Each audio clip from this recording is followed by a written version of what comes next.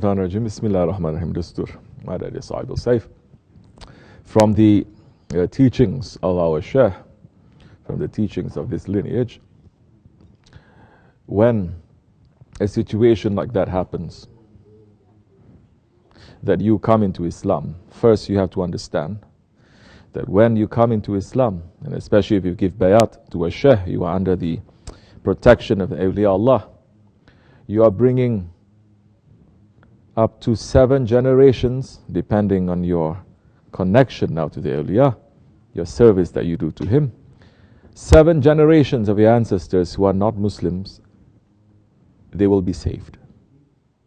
You will be an intercessor for them on the Day of Judgment, to save them, to intercede for them. 7 generations. This is the blessing that Allah subhanahu wa ta'ala has given to this ummah. Take that seriously. Especially those who are coming into Islam. Impossible you're not going to feel for this nation. Impossible. Because you feel for your ancestors and you look at your own people and you will pray for them night and day. Because this is also the mission of the Prophet ﷺ. And this is the mission that he gave to Hazretleri Uwais al-Qarani, to pray for his nation, especially living in the West. We are living in the West. We're praying for this nation. Certain things may have happened. Maybe out of ignorance, like you say, you have cremated some of your ancestors. The knowledge that has reached to us, depending on which Sheikh that you're holding on to, and if that Sheikh is really strong, you don't have to do anything. Because that Sheikh will be able to intercede for that one as well. Right now. Not just in the Day of Judgment. Right now he may be able to. But I will share to you something that I've seen our Sheikh do. It says, if you can, because awliya Allah also know how weak we are. They don't give you things to do that you know, that they know you cannot carry. Because they know the condition of the faith in these days and the faith 50 years ago, 100 years ago. You cannot bring now the teachings of tariqat, say that 100 years ago, those were still living under a khilafat, to put it here, in this world, in this time. This is wisdom. The foundations are there, but they will balance it.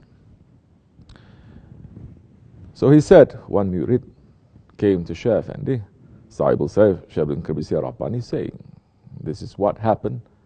My parents, we cannot do anything. They are not Muslims, but my brothers and sisters who are non-Muslims, they took them and they burned them. Hasbunallahu ni'mal wakil. May Allah protect us from that curse. It is a curse. It is forbidden in Islam to burn any living thing. Even when you are in a war, it is forbidden for you to burn trees down. Because the fire, only Allah can use it. It is forbidden for a man to burn animals, to burn ants. And to burn each other, it is forbidden. Because that is a punishment coming from hell, and only Allah has that power, not us, to do that. And now man has become such tyrants. They have created, not created. Allah is the creator.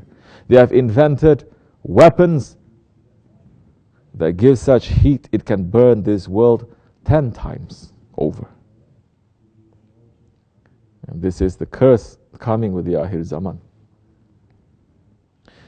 And now the ignorance of the people living in the Akhir Zaman, it is very fashionable now just to burn. Because they say it's very easy. Just go to the house, the funeral house, parlor, whatever, do that. They're just going to put in a conveyor belt and it's going to burn so many times. As we know, it's all a big scam anyway. It's not really burning. They see fire coming a little bit. They give $20 tissue box, people wiping.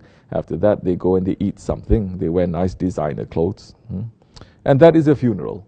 It is not to remember death at all. They say, don't remember death. We are here to celebrate life. Bruh, the person is dead. How are you celebrating life? So many times, they're not even burning. They burn a little bit and you just throw it in a corner. And so many times, we are hearing in different parts of the world, they have a new way. They say we like to burn our dead, astaghfirullah. And they put such high heat that it burns not only the flesh and everything, it even burns the bones.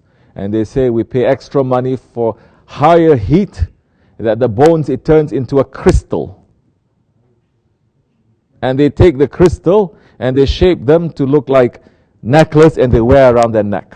And they say, this is my grandmother. I feel very close to her. Hang the curse coming. This is very big business. It is a business. Everything in this world is a business. And Islam is forbidding all of that.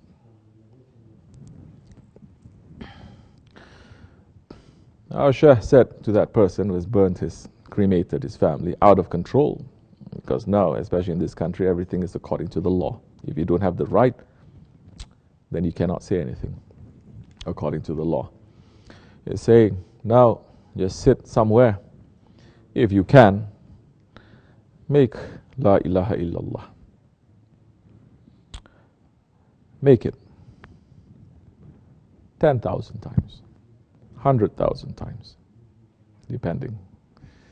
Make, and once you finish making, say 100,000 times, let me know. We will present it in this way, inshallah Rahman. Those ones in authority, those ones who have power that Allah has given them, they may come to the judgment place with a new body. You understand? It will be given to them. Otherwise, they will be in very big trouble. People are burning their families, keeping the ashes. So much shaitan circling around. They like to keep it in their homes, putting it in a jar, in their own living room. Or they say, go to ocean, spread it. Go to Disneyland, spread it. Go to Elder. And that one suffering has begun even before he entered into the grave. His suffering will continue to Judgment Day. So you may do that, inshallah. This is what has been taught to us. At that time, the awliya Allah, they will do the rest. Allah has given them that authority. It is very easy for them. Inshallah Rahman, it will be easy for you. Assalamu alaikum wa rahmatullah. BismillahirRahmanirRahim. How to establish a relationship with the Holy Prophet sallallahu alaihi wasallam? If you need to go, salamat. Safe trip. Safe journey.